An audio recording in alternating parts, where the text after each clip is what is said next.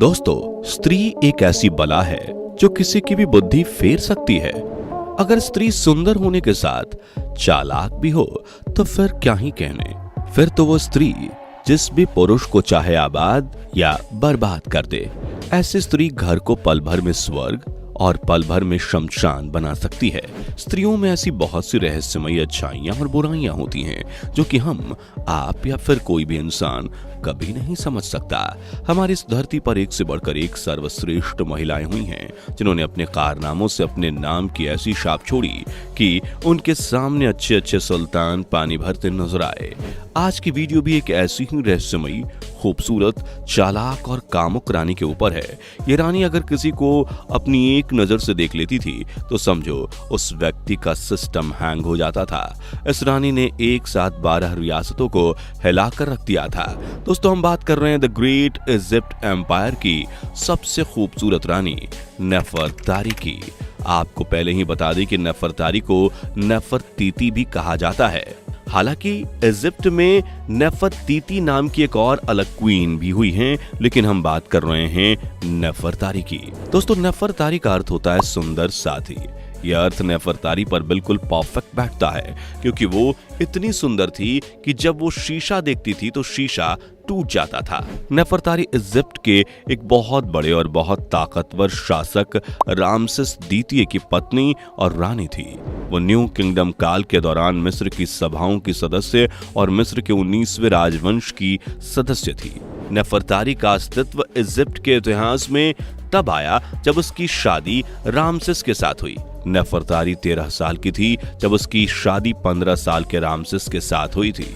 दोस्तों, चाहे बात करें कथित तौर की या फिर इजिप्ट के शासन की, रामसेस की पहली पत्नी और पहली राजनीतिक साथी नेफरतारी ही थी। नेफरतारी के बचपन के बारे में कथित तौर पर कोई नहीं जानता, लेकिन कई अलग अलग इतिहासकारों और विद्वानों के अनुसार नेफरतारी एक अच्छे परिवार से थी, लेकिन वो किसी शाही खानदान से नहीं थी। कई लोगों के मुताबिक वो इजिप्ट की नहीं थी क्योंकि उस समय उसके जैसा खूबसूरत कोई दूसरा पूरे इजिप्ट में नहीं था। शुरुआत में नेफरतारी और रामसेस का जीवन कई सारी निजी परेशानियों में बीता क्योंकि इजिप्ट की हमेशा से एक पुरानी सोच रही है, जो कि आज भी है, लेकिन करीब 2 साल बाद दोनों में प्यार मोहब्बत बढ़ने लगी। रामसेस ने नेफरतारी के लिए कई सारे किले और मकबरे बनवाए जो कि आज भी मिस्र में मौजूद हैं। लेकिन रामसेस एक बहुत बड़े साम्राज्य का मालिक था, जिसकी वजह से उसे अपने वंश और साम्राज्य दोनों के बारे में सोचना था। इसलिए कुछ ही दिनों में उसने दूसरी शादी कर ली और दूसरी शादी के कुछ दिनों के बाद उसने तीसरी, चौथी और फिर 5वीं शादी भी कर ली। ऐसा करते करते उसने अपने जीवन में 8 शादियां की थी। हर एक शादी के बाद नेफरतीती की मुसीबतें बढ़ती जा रही थीं क्योंकि उसका पति ही उससे दूर जा रहा था, जबकि नेफरतारी उन सब में से सबसे खूबसूरत थी। लेकिन रामसेस को अपनी नई पत्नियों को भी समय देना था और उनसे बच्चे पैदा करने थे, जिस वजह से रामसेस अपनी दूसरी पत्नियों के साथ समय बिताता था। उस समय महल और पूरे राज्य की देखरेख नेफरतारी ही करती थी। लेकिन नेफरतारी अब रामसेस की और पत्नियों से चिढ़ने लगी थी। नेफरतारी को सत्ता की भूख नहीं थी और ना ही उसे पैसा रुपया चाहिए था। वो बस रामसेस को चाहती थी, लेकिन रामसेस अपनी और रानियों के साथ मजे किया करता था। इस बीच नेफरतारी को राज्य के कुछ काम से नूबिया जाना पड़ा, जिसके कारण नेफरतारी के साथ रामसेस ने अपने सबसे खास वजीर को भेजा और साथ में सेना की एक बड़ी टुकड़ी को भी उसने नेफरतारी के साथ भेजा, क्योंकि इससे पहले कभी भी नेफरतारी ने इतनी लंबी दूरी तय नहीं की थी। इसलिए नेफरतारी की सुरक्षा बहुत जरूरी थी। दोस्तों, नूबिया उस समय एक रहस्यमय देश हुआ करता था जो कि नॉर्दर्न इजिप्ट में पड़ता था और नील नदी के किनारे बसा हुआ था। यहाँ पर एक छोटा महल था और यहाँ की जनता भी कम थी। उस समय पर यहाँ सिर्फ 1000 से 1500 लोग रहते थे।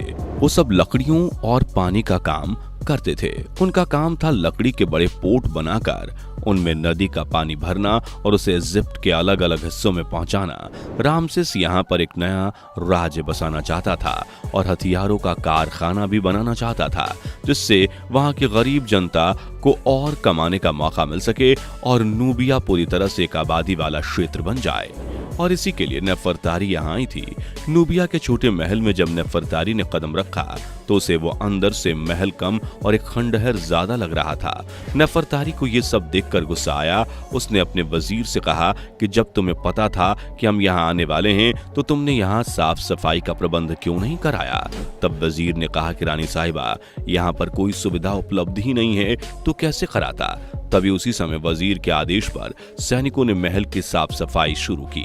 रानी का कहना था कि पहले महल के ऊपरी भाग में उसका कमरा साफ कर दिया जाए ताकि वो आराम कर सके, और ऐसा ही हुआ। लेकिन रात बहुत हो चुकी थी, इसलिए इतनी जल्दी सब संभव नहीं था। नेफरतारी बाहर की तरफ निकली और करीब रात के 11 बजे इधर उधर टहलने के लिए जाने लगी। रात का समय था, बिल्कुल सन्नाटा था। नदी से पानी बहने की आवाज बहुत तेजी से आ रही थी।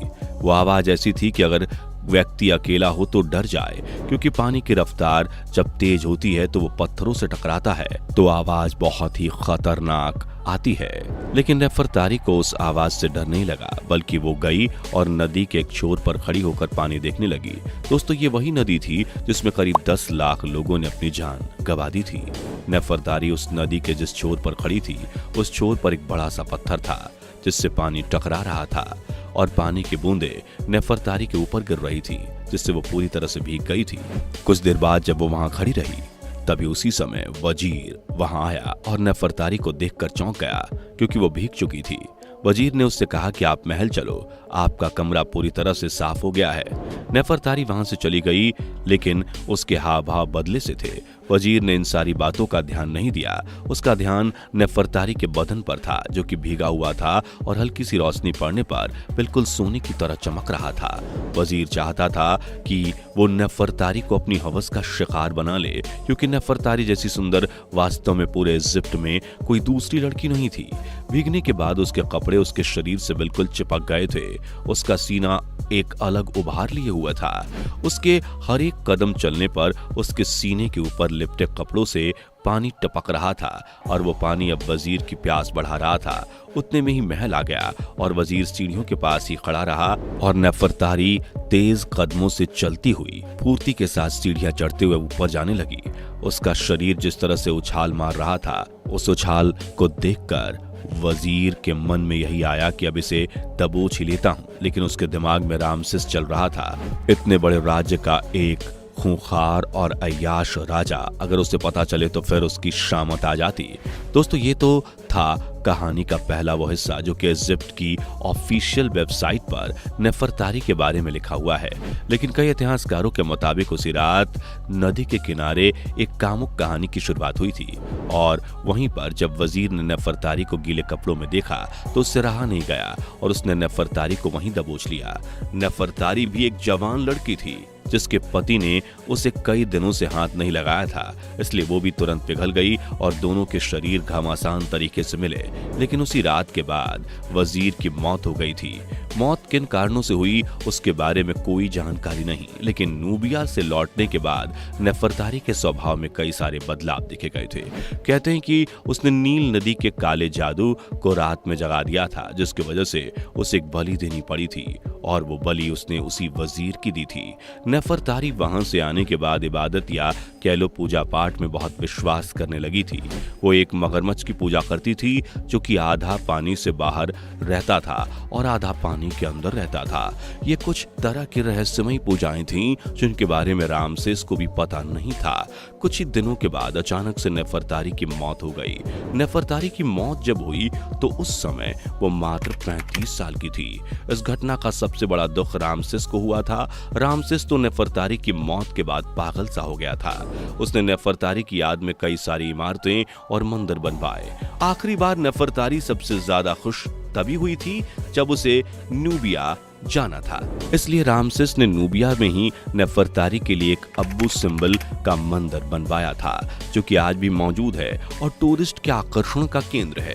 अब्बू सिंबल मंदिर 2 चट्टानों को काटकर बनाए गए मंदिरों का स्थान है। यह महान मंदिर नेफरतारी के साथ रामसेस और कई राष्ट्रीय देवताओं को समर्पित है। इस मंदिर में रानी नेफरतारी और कई शाही बच्चों की छवियां हैं। इस मंदिर में जाने वाले लोगों से जब यहाँ का फीडबैक लिया जाता है तो उन सब की एक बात सेम रहती है।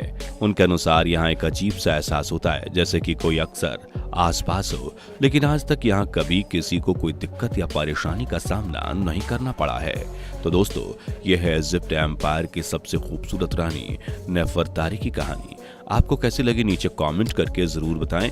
जाने से पहले वीडियो को लाइक शेयर जरूर कर दें। ऐसी और वीडियोस के लिए इस चैनल को सब्सक्राइब करके बेल नोटिफिकेशन को भी जरूर ऑन कर लें। धन्यवाद।